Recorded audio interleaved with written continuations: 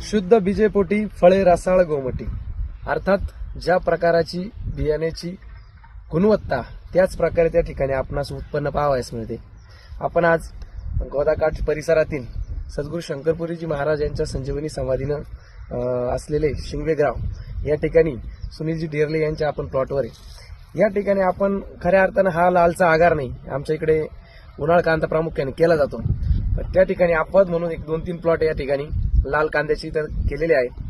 त्यामधील हा एक प्लॉट, हा संपूर्ण प्लॉट तुम्ही बघू शकता, 2 एकराचा प्लॉट आहे हा. आणि इथं आपण फुले समर्थ वाणाची निवड केली, जे का आपले GM सीड्स कंपनीचे आहे.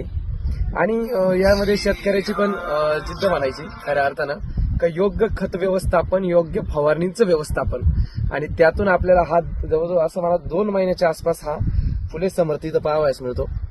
एक सारखा गडद रंग, पूर्ण प्लॉट ग्रीन आहे, पातींची संख्या.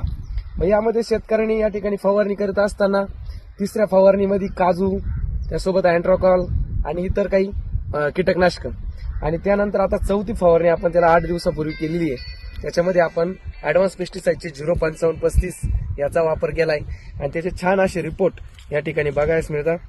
आणि येणाऱ्या काळात अजून एक फवारणी तिथं आपण 05535 देणार आहे. त्याचं प्रमुख वैशिष्ट्य म्हणजे कांदा आळवणीला महत्वाचं काम करतं. पाथीमध्ये रफनेसपणा असतो आणि काजूचे वैशिष्ट्य तुम्हाला सगळ्यांना माहिती, पाथींची संख्या वाढवणं आणि काळोखी टिकून ठेवणं, आणि सिलिकॉन बेस एक पाथीवरती थर तयार करणं.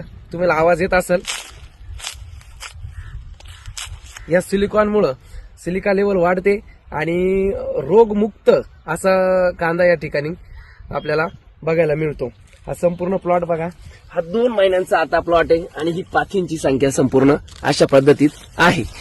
आणि येणाऱ्या काळात महिनाभरात हा प्लॉट आपला हार्वेस्ट होईल.